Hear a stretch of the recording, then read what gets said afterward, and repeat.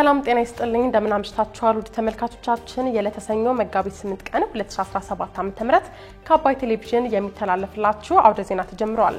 በምሽቱ የዜና ወጃችን በርካታ ዘገባዎችን ወደ እናንተ እናደርሳለን። የቢዝነስና የምጣኔ ሀብት ዘገባችንም ሰዓቱን ጠብቆ ወደ እናንተ ይቀርባል። ዜናውን እየመራው ሀና ፍሳ ከእናንተ ጋር ቆይታ አድርጋለሁ። አብራችሁን እንድትቆዩ ጋብዛለሁ። በመጀመሪያው ክፍለ ጊዜ የመረጃ ጥንቅራችን በትግራይ ክልል የተፈጠረው ውጥረት በሰላም እንዲፈታ ኢሰመኮ ማሳሰቡን፣ የቤንሻንጉል ጉሙዝ ክልል የተደረገው የህገ መንግስት ማሻሻያ ከምርጫ ጣቢያና ከምርጫ ክልል ጋር የሚያገናኘው ነገር የለም ሲል ማስተባበሉን፣ የኩላሊት ንቅለ ተከላ ህክምና ችግር በከፍተኛ ደረጃ ላይ መድረሱ መገለጹን ጨምሮ ሌሎች መረጃዎችን ወደ እናንተ እናደርሳችኋለን። አብራችሁን ቆዩ። በትግራይ ክልል የተፈጠረው ውጥረት በሰላም እንዲፈታ ኢሰመኮ አሳሰበ። በትግራይ ክልል የተፈጠረው ለሰላም ስምምነቱና ለሰብአዊ መብቶች ጥሰት ስጋት የሆነ ውጥረት በሰላም እንዲፈታ የኢትዮጵያ ሰብአዊ መብት ኮሚሽን ኢሰመኮ አሳስቧል። ኢሰመኮ የክልሉን ወቅታዊ ሁኔታ በተመለከተ ባወጣው መግለጫ በክልሉ በሁለት የህወሓት ቡድኖች መካከል የተፈጠረው ውጥረት የፕሪቶሪያው የሰላም ስምምነት በተሟላ መልኩ እንዳይፈጸም የሚያደርግና የሰብአዊ መብቶች ጥሰት ስጋት የሚፈጥር ነው ብሏል።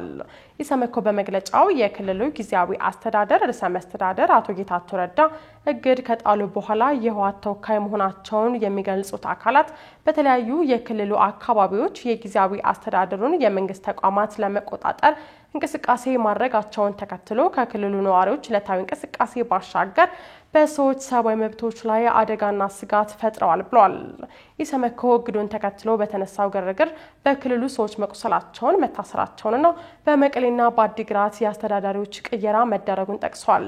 የተከሰተው አለመግባባት ጋር ተያይዞ በክልሉ ለወራት የዘለቀውና ከቅርብ ጊዜያት ወዲህ አሳሳቢነቱ እየጨመረ የመጣው ውጥረት በክልሉ አጠቃላይ ሰላምና የሰብአዊ መብቶች ሁኔታ ላይ ያለውን አንደምታ እየተከታተለ እንደሚገኝ ማስታወቋል። ውጥረቱን ተከትሎ አዲጉደምና በሳሃሪቲ ሳምረ ወረዳ ጥቂት የማይባሉ ግለሰቦች ለድብደባና ለእስር መጋለጣቸውን የጠቀሰው መግለጫው በመቀለና በአዲግራት ከተሞች የአስተዳዳሪዎች ለውጥ መካሄዱ ያለውን አለመግባባት በማባባስ በማህበረሰብ ውስጥ ያለውን ስጋት ጨምሮታል ብሏል። ይህንን ስጋት ለማስወገድም ሁሉም የሚመለከታቸው አካላት ችግሩን ከሚያባብሱ ድርጊቶች እንዲቆጠቡ እንዲሁም የፖለቲካ ልዩነቶች በምክክርና በመግባባት ህግን መሰረት በማድረግ እንዲፈቱ ኢሰመኮ በመግለጫው ጥሪ አቅርቧል። የቤንሻንጉል ጉሙዝ ክልል የተደረገው የህገ መንግስት ማሻሻያ ከምርጫ ጣቢያና ከምርጫ ክልል ጋር የሚያገናኘው ነገር የለም ሲል አስተባበለ። በክልሉ በሚንቀሳቀሱ ፖለቲካ ፓርቲዎች ተቃውሞ የተነሳበት የቤንሻንጉል ጉሙዝ ህገ መንግስት ማሻሻያ ያስፈለገው ህብረ ብሔራዊና አካታች እንዲሆን ነው ሲሉ የክልሉ የፍትህ ቢሮ ኃላፊ መሐመድ ሐሚድ አስተባብለዋል።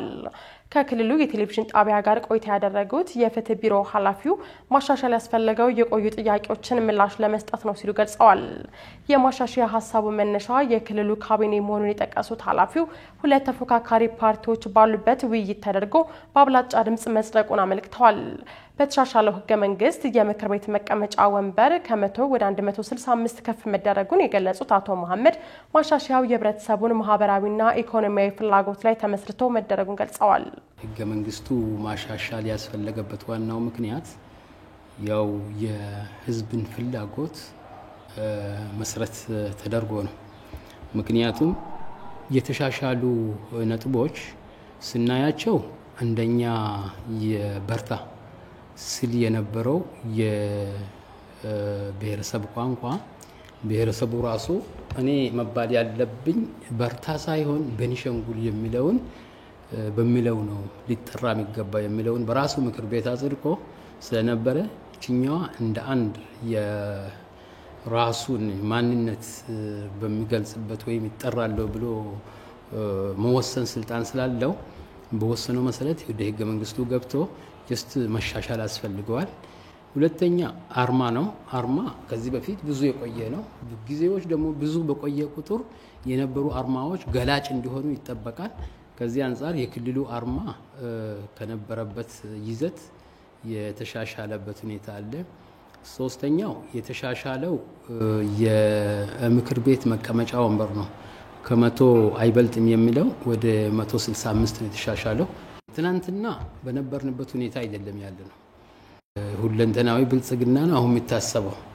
አሳታፊነት ነው የሚታሰበው፣ ተደራሽነት ነው የሚታሰበው። ከዚህ አንፃር ህገ መንግስቱ የወንበርን ቁጥር የማሻሻል የግድ ይለዋል። ምክንያቱም ህብረ ብሔራዊነት የሚታሰብ ከሆነ አሳታፊ እንዲሆን ይጠበቃል።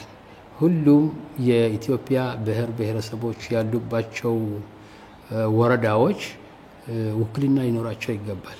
ከክልሉ ተፎካካሪ ፓርቲዎች የምርጫ ጣቢያ ያፈረሳችሁ እንደ አዲስ ያደረጃችሁ ነው በሚል ቅሬታዎች ይነሳሉ ያሉት የቢሮ ኃላፊው፣ ነገር ግን ከምርጫ ጣቢያና ከምርጫ ክልል ጋር የሚያገናኘው የለም ብለዋል። ከዚህ በፊት የክልሉ ህገ መንግስት 2 ጊዜ ተሻሽሎ እንደነበር አስታውሰው በወቅቱ ጩኸት አልነበረም፣ ያሁኑ ጩኸት ከፖለቲካ ኤሊቱ የመነጨ እንጂ የህዝብን ፍላጎት ያማከለ አይደለም ሲሉም ተደምጠዋል። የሚነሱት ቅሬታዎች ምክር ቤቱ ውስጥ የተወሰኑ ሲነሱ የነበሩ ናቸው። ህገ መንግስቱ ጋር ተያይዘው የተጨመሩ ወረዳዎች አሉ። ወረዳዎች ሲጨምሩ እግረ መንገዳችሁ የምርጫ ክልልን የነበሩን አፍርሳችሁ አሻሽላችኋል ነው የሚሉት። አንዱ ቅሬታው ይሄ ነው ያለው። ይሄ ደግሞ የራሳቸው ስልጣን አይደለም ነው ተፎካካሪ ፓርቲዎች እያነሱ ያለውና እኛ እንደምንረዳው የምርጫ ክልልን አነካ ነው፣ የምርጫ ጣቢያን አነካ ነው። በህገ መንግስታችን አንቀጽ 49(3)(2) መሰረት የክልሉ መንግስት የህዝብን አሰፋፈር፣ የህዝብን ጥያቄ፣ ተደራሽነትን፣ ኢኮኖሚ፣ ማህበራዊ ሁኔታ መሰረት አድርጎ ታችኛው ራስን አስተዳደር ወይም መዋቅር መመስረት እንደሚችል ህገ መንግስት ፈቅዶለታል። መጀመሪያውን ማሻሻያ የሚል መጠሪያው ላይ የተቀመጠውና ከዚህ በፊት መሻሻሉን አውቃለሁ፣ መረጃዎች አሉ። ሲሻሻል ጩኸት አልነበረም። አሁን ሁሉ ጊዜ ጩኸት መጣው የፖለቲካ ኤሊቱ ኢንተረስት ነው፣ የህዝብ ኢንተረስት አይደለም። ይህ ማሻሻያ ተፈጻሚ እንዳይሆን የጠየቀው የተቃዋሚው የቦሮ ዲሞክራሲያዊ ፓርቲ በበኩሉ የምክር ቤት ተመራጮች አቤቱታዎች ማቅረባቸውን ተከትሎ መታሰራቸውን ባወጣው መግለጫ ጠቅሷል። የቤንሻንጉል ጉሙዝ ክልል ምክር ቤት ቅዳሜ ዕለት ባካሄደው አስቸኳይ ጉባኤ ያለመከሰስ መብታቸው የተነሳው የምክር ቤት አባል አቶ ዮሐንስ ተሰማ ከአንድ ሳምንት እስር በኋላ ለመጀመሪያ ጊዜ ዛሬ ፍርድ ቤት መቅረባቸው ተገልጿል። አቶ ዮሐንስ የቀረቡበት የአሶሳ ዞን የመጀመሪያ ደረጃ ፍርድ ቤትም በምክር ቤት አባሉ ላይ የ14 የምርመራ ቀናትን መፍቀዱን ባለቤታቸውና አንድ የፓርቲው ምንጭ እንደነገሩት በመጥቀስ ቢቢሲ ዘግቧል። የኩላሊት ንቅለ ተከላ ሕክምና ችግር ከፍተኛ ደረጃ ላይ መድረሱ ተገለጸ። በቅዱስ ጳውሎስ አጠቃላይ ስፔሻላይዝድ ሆስፒታል ብቻ እየተሰጠ የሚገኘው የኩላሊት ንቅለ ተከላ ሕክምና አለ ሊባል በማይቻልበትና በከፍተኛ ችግር ውስጥ እንደሚገኝ ተገልጿል። የኩላሊት ህመምና ንቅለ ተከላ እንዲደረግላቸው የሚፈልጉ ታማሚዎች ቁጥር ከጊዜ ወደ ጊዜ እየጨመረ መምጣቱን የኢትዮጵያ የኩላሊት ንቅለ ተከላ ማህበር ፕሬዚዳንት አቶ ቢኒያም አበራ ለሪፖርተር የተናገሩ ሲሆን በአሁኑ ሰዓትም ንቅለ ተከላው በቅዱስ ጳውሎስ አጠቃላይ ስፔሻላይዝድ ሆስፒታል ብቻ እየተሰጠ ቢሆንም ንቅለ ተከላው ግን አለ የሚባልበት ደረጃ ላይ አይደለም ሲሉ ተናግረዋል። ሙሉ ለሙሉ ቆሟል ለማለትም የሚቸገር ነው የሚሉት ፕሬዚዳንቱ ከባለሙያ እጥረት፣ ከመድኃኒት አቅርቦትና ከህክምና ግብዓቶች ችግሮች ጋር በተያያዘ ምክንያት አጥጋቢ አገልግሎት እየሰጠ አይደለም ብለው እንደሚያምኑ ተናግረዋል።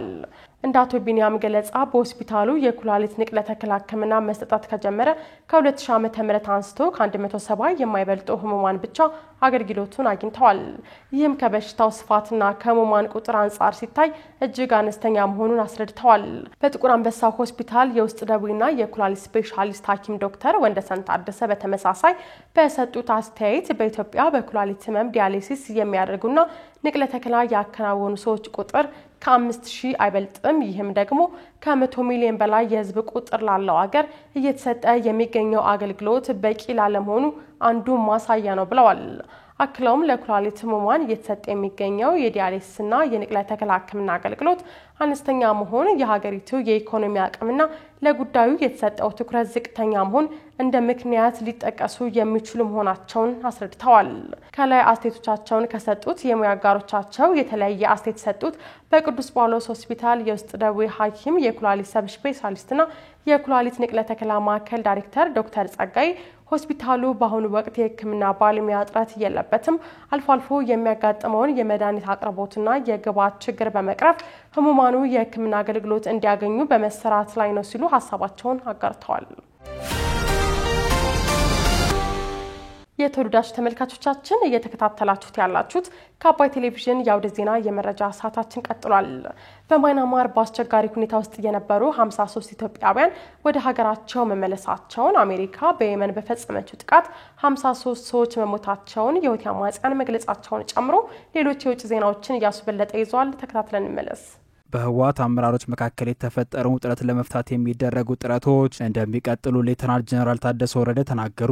የትግራይ ጊዜያዊ አስተዳደር ምክትል ፕሬዝዳንት ሌተናል ጄኔራል ታደሰ ወረደ የትግራይ ፖለቲካ ችግሮችን በውስጥም በውጭም ለመፍታት ሲደረግ የቆየው ጥረት ባይሳካም ጥረቱ ይቀጥላል ሲሉ ተናግረዋል። የተካሄደው ጥረት ሊመክን የቻለው በአደራዳሪዎች የተነሳሽነት ማነስ ሳይሆን በተደራዳሪዎች ድክመት ምክንያት ነው ያሉት ምክትል ፕሬዝዳንቱ፣ ቢሆንም ችግሩ ተባብሶ በውስጥም ይሁን በውጭ ጫና የሚደረግ ጦርነት እንዳይፈጠር እየተሰራ ነው ሲሉ ተናግረዋል። በክልሉ ወቅታዊ ሁኔታ በተመለከተ ማብራሪያ የሰጡት ሌተናል ጄኔራል ታደሰ ወረደ በትግራይ ያለው የፖለቲካ ችግር ከክልሉ አቅም በላይ ስላይደለ የፌዴራል መንግስት ችግሩን ለመፍታት ጣልቃ አይገባም ያሉ ሲሆን ችግሩ ፖለቲካዊ መፍትሄ ያገኛል ሲሉ አመላክተዋል። ችግሩ አንዱን በመሾምና ሌላኛውን በመሻር አይፈታም ያሉት ሌተናል ጄኔራሉ ችግሩ ፖለቲካዊ ነው፣ መፍትሄውም እንዲሁ ፖለቲካዊ ነው የሚል እምነት መኖሩን ጠቅሰዋል። በህወሓት ከፍተኛ አመራሮች መካከል በተፈጠረው ልዩነት ምክንያት አሳዳጅና ተሳዳጅ የሚል ትርክት እንዳይፈጠር ስጋት አለ ያሉት ጄኔራሉ ይህንን ስህተት አስተሳሰብ ከወዲሁ ለማረም በጊዜያዊ አስተዳደር የስልጣን እርከን የሚገኙ አመራሮች ተረጋግተው ስራቸውን መስራት እንደሚገባ አሳስበዋል። ትግራይ ክልል በአሁኑ ወቅት ውጥረት ውስጥ እንደሚገኝ የሚገለጽ ሲሆን ለዚህም የጊዜያዊ አስተዳደሩ ርዕሰ መስተዳድር አቶ ጌታቸው ረዳ በዶክተር ደብረጽዮን የሚመራውን ቡድን ተጠያቂ ያደርጋሉ። በተመሳሳይ የውጭ ጉዳይ ሚኒስትር ጌዲዮን ጢሞቴዎስ የፕሪቶሪያው ስምምነት እንዳይተገበር አንድ የህወሓት አንጃ እንቅፋት ሆኗል በማለት በቅርቡ ወንጀል አቅርበዋል። በዶክተር ደብረጽዮን የሚመራው ህወሓት በበኩሉ ከሱ እንደማይቀበል የሚገልጽ ሲሆን በተወሰኑ የትግራይ አስተዳደራዊ መዋቅሮች ህግ ለማስከበር የተደረጉ እንቅስቃሴዎችን በጠቅላላው በጊዜያዊ አስተዳደሩ ላይ የተቃጡ እርምጃዎች ተደርገው መቅረባቸው ተገቢነት የሌለው ነው ሲል ይገልጻል። በማይናማር በአስቸጋሪ ሁኔታ ውስጥ የነበሩ 53 ኢትዮጵያውያን ወደ ሀገራቸው ተመለሱ። መንግስት በማይናማር በአስቸጋሪ ሁኔታ ውስጥ የነበሩና ታይላንድ ወታደራዊ ካምፕ ተጠልለው የነበሩ 53 ኢትዮጵያውያን ወደ ሀገራቸው እንዲመለሱ ማድረጉን አስታውቋል። ትላንትና መጋቢት 7 ቀን 2017 ዓ.ም 23 ዜጎችን እንዲሁም ዛሬ መጋቢት 8 ቀን 2017 ዓ.ም ደግሞ 30 ዜጎችን በአጠቃላይ በካምፑ የነበሩትን 53 ዜጎች እንዲመለሱ ማድረግ መቻሉን ገልጿል። ወደ ሀገራቸው እንዲመለሱ የተደረጉ ኢትዮጵያውያን ከማይናማር እገታ ታይላንድ ወታደራዊ ካምፕ የነበሩ መሆናቸውን ጠቁመዋል። ኢትዮጵያውያን ወደ ሀገራቸው እንዲመለሱ የተደረገው ከኢትዮጵያ አየር መንገድ ጋር በመተባበርና በአካባቢው ከሚገኙ መንግስታዊ ያልሆኑ ድርጅቶች ጋር በመነጋገር መሆኑን አስታውቋል። እስካሁን ከማይናማር እገታ ወጥተው ታይላንድ ወታደራዊ ካምፕ የነበሩ በመጀመሪያውና ሁለተኛ ዙር በጠቅላላው 130 ዜጎችን ወደ ሀገራቸው መመለስ መቻሉን ከውጭ ጉዳይ ሚኒስቴር ያገኘነው መረጃ ያሳያል። ህብረተሰቡ በህገ ወጥ የሰዎች አዘዋዋሪዎች ሐሰተኛ ቅስቀሳ ተታሎ የስራ ስምሪት ሁሉ ፈጸመባቸው ሀገራት ከሚደረጉ እንቅስቃሴዎች እንዲቆጠብ መንግስት ጨምሮ አሳስቧል። በርካታ የአውሮፓ ሀገራት አስገዳጅ ብሔራዊ ውትድርና ተግባራዊ ለማድረግ እየተንቀሳቀሱ መሆኑ ተገለጸ። በርካታ የአውሮፓ ሀገራት ከአሜሪካ ድጋፍ ውጭ ራሳቸውን መከላከል የሚችሉበትን አቅም ለመፍጠር አስገዳጅ ብሔራዊ ውትድርና ተግባራዊ ለማድረግ በስፋት እየተንቀሳቀሱ መሆኑን እየተገለጸ ይገኛል። ይህንን የሚያሳይ እንቅስቃሴ ፖላንድ እያደረገች የምትገኝ ሲሆን ሁሉም በአዋቂ እድሜ ላይ የሚገኙ ወንዶች ወታደራዊ ስልጠና እንዲወስዱ የሚያስችል ረቂቅ አዋጅ ለፓርላማ ቀርበዋል። ፈረንሳይና ጀርመን በበኩላቸው የሩሲያ ወረራ ፍራቻ ወታደራዊ ውጫቸው ለማሳደግና አስገዳጅ ብሔራዊ ውትድርናና ምልመላን ገቢራዊ ለማድረግ አቅደዋል። አሜሪካ ከአውሮፓ ጋር ያላትን የመከላከያ ግንኙነቷን ልታቋርጥ እንደምትችል መነገሩን ተከትሎ የዩክሬን ሁኔታ እንዳይደገም በመፍራት የአህጉሪቱ ሀገራት ማንኛውም ጥቃት በመጋፈጥ የራሳቸውን አቅም ለማሳደግ የግዴታ ወታደራዊ አገልግሎት እንደገና ለማስጀመር እያሰቡ መሆኑን ከየሀገራቸው የሚወጡ መረጃዎች ይጠቁማሉ። ወታደራዊ ተንታኞች በግዴታም ሆነ በፍቃደኝነት አንዳንድ የውትድርና አገልግሎቶችን ወደ ነበረበት መመለስ የበለጠ የበለጠ ከባድ ሊሆን እንደሚችል እየተናገሩ የሚገኙ ሲሆን ዩጎቭ የተሰኘው የህዝብ አስተያየት የሚሰበስብ ተቋም ባሰባሰበው ድምጽ መሰረት 68% ፈረንሳውያንና 58% ጀርመናውያን የወጣት ወንዶች የግዴታ ወታደራዊ ምልመላ አገልግሎት እንዲጀመር ይደግፋሉ። አብዛኞቹ የአውሮፓ ሀገራት ከቀዝቃዛው ጦርነት በኋላ የግዳጅ ወታደራዊ ምልመላን የሰረዙ ሲሆን ግሪክ፣ ቆጵሮስ፣ ኦስትሪያ፣ ስዊዘርላንድ፣ ዴንማርክ፣ ኤስቶኒያ፣ ፊንላንድ፣ ኖርዌይና ቱርክ በበኩላቸው አሁንም ብሔራዊ ውትድርናን ገቢራዊ ማድረጋቸውን ቀጥለዋል። አሜሪካ በየመን በፈጸመችው ጥቃት 53 ሰዎች መሞታቸውን የሁቲ አማጽያን ገለጹ።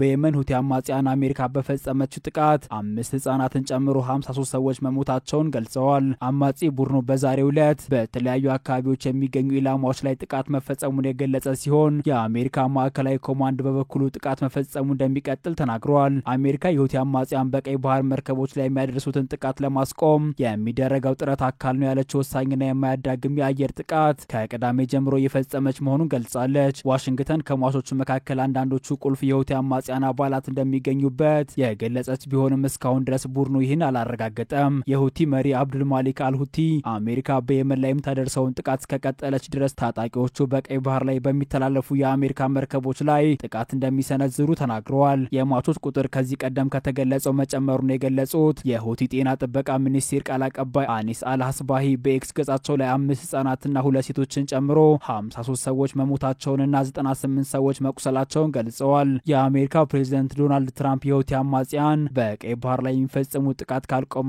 አካባቢውን ገሃነም እናድርገዋለን ሲሉ ዝተዋል። የሁቲ አማጽያን በቀይ ባህር መርከቦች ላይ ላደረሱት ጥቃት አሜሪካ ከባድ የአየር ጥቃት መፈጸሟን ትራምፕ በትሩዝ የትስስር ገጻቸው ላይ ገልጸዋል። ፕሬዝዳንቱ በኢራን የሚደገፉ የሁቲ አማጽያን በአሜሪካ መርከቦች ላይ የሚሳኤል ጥቃት አድርሰዋል ያሉ ሲሆን በጥቃቱም ወታደሮቻቸውና አጋሮቻቸው ኢላማ መሆናቸውን ገልጸዋል።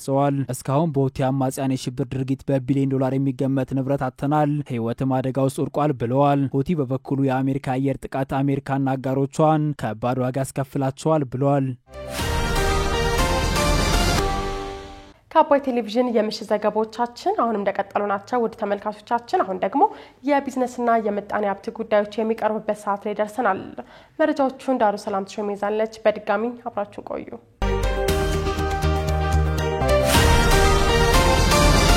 በመዲናዋ መደበኛ ባልሆነ ንግድ መሰማራት የሚችሉት የከተማዋ ነዋሪዎች ብቻ መሆናቸውን የሚደነግግ ደንብ መጽደቁ ተገለጸ። የአዲስ አበባ ከተማ አስተዳደር ካቢኔ በአራተኛ ዓመት 8ኛ መደበኛ ስብሰባው ተወያይቶ ካጸደቃቸው ረቂቅ ደንቦች መካከል መደበኛ ያልሆነ የጎዳና ላይ ንግድን ስርዓት ለማስያዝ ይረዳ ዘንድ እንደተዘጋጀ ታውቋል። ከዚሁ ጉዳይ ጋር ተያይዞ ሪፖርተር ያነጋገራቸው የአዲስ አበባ ከተማ አስተዳደር ፍትህ ቢሮ ኃላፊ አቶ ተክሌ በዛብህ ካቢኔው ያጸደቀው አዲሱ ደንብ በመዲናዋ አንድ ግለሰብ መደበኛ ባልሆነ ንግድ ላይ ሊሰማራ የሚችለው የአዲስ አበባ ከተማ መታወቂያ ካለውና የከተማዋ ነዋሪ ከሆነ ብቻ ሊሆን እንደሚገባ አስገዳጅ መስፈርት አስቀምጧል ብለዋል። የከተማ ነዋሪነት ጉዳይ አንዱ መስፈርት ሆኖ ሊቀመጥ የቻለው በዚህ ንግድ የሚሰማሩ አካላት ህጋዊ ሆኖ መንቀሳቀስ እንዲችሉ ለማድረግ መሆኑን ለማስገንዘብ ነው። በዚህ የንግድ ሰንሰለት የሚሰማሩ ዜጎች ህጋዊነት በክልል መታወቂያ አይረጋገጥም ማለት ግን አይደለም ማለታቸውን ዘገባው አክሏል። ነገር ግን በአዲስ አበባ ከተማ ጫና አለብን፣ ከክልሎች ወደ ከተማ የሚደረግ ፍልሰት አለ፣ ይሄን ፍልሰት ማበረታታት የለብንም። ስለዚህ በዚህ የንግድ ስርዓት ላይ የሚሰማራ ሰው ቋሚ አድራሻ ታውቆ የከተማ አስተዳደሩ መታወቂያ ሊኖረው ይገባል ብለዋል። ረቂቅ ደንቡ መደበኛ ባልሆነ ንግድ የተሰማሩ ነጋዴዎች በተለያዩ የንግድ አይነቶች ተሰማርተው እንዲሰሩ የታሰበ ነው ተብሏል። ይህም በከተማዋ መሬትና ልማት ቢሮ ለመነገጃ ተብሎ በተለዩ ዋና ዋና መንገዶችና በሚሰጡ ሌሎች ቦታዎች ገደብ ተቀምጦ ለተወሰኑ ሰዓታት እንዲሰሩ የሚፈቀድበት ሂደት ይኖራል ማለት ነው ሲሉ አቶ ተክሌ ተናግረዋል። በደንቡ መሰረት የሚነገዱ ንግዶች የገንዘብ መጠናቸው ዝቅተኛ የሆነ ማለትም በዚህ ስራ ላይ የተሰማሩ ዜጎች በአንድ ዓመት ጊዜ ውስጥ የሚያገኙት ገቢ 200,000 ብር ከደረሰ ወደ መደበኛ ንግድ የሚሸጋገሩበት አሰራር ይኖራል ሲሉ አስረድተዋል።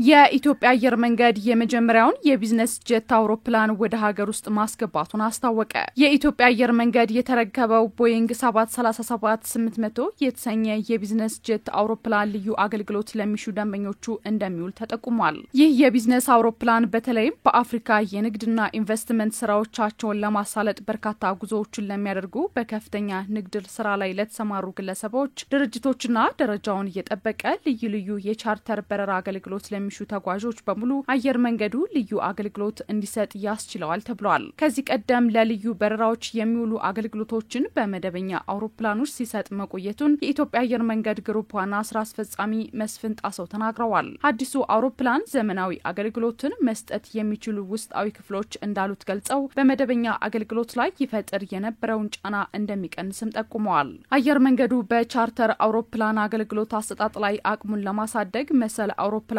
እንደሚያግዙ ተናግረዋል። አየር መንገዱ በ2035 የአገልግሎት አድማሱን ለማስፋት የያዘውን ውጥን ለማሳካት መሰል ተጨማሪ የቢዝነስ አውሮፕላኖችን ወደ ስራ እንደሚያስገባ ተገልጿል። በአቀባበል ስነ ስርዓቱ ላይ የኢትዮጵያ አየር መንገድ ግሩፕ ዋና ስራ አስፈጻሚ አቶ መስፍን ጣሰው፣ የኢትዮጵያ አየር መንገድ ከፍተኛ አመራሮች፣ የቦይንግ ኩባንያ ተወካዮችና ጥሪ የተደረገላቸው ተወካዮችም ተገኝተዋል።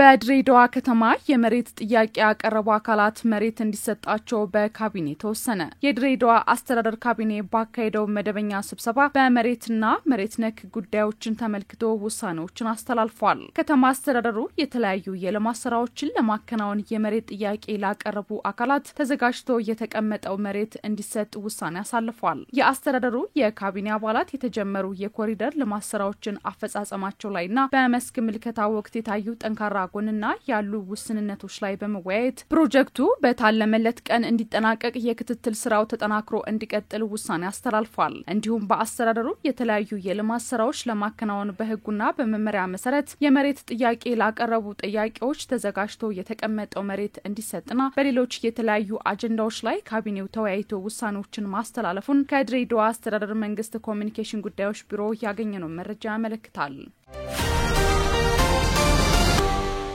ስትከታተሉት የነበረው የዕለተ ሰኞ መጋቢት 8 ቀን 2017 ዓ.ም የምሽቱ መረጃችን ይህንን ይመስል ነበር። አብራችሁን ስለነበራችሁ ከልብ እያመሰገን በያላችሁበት መልካም ምሽት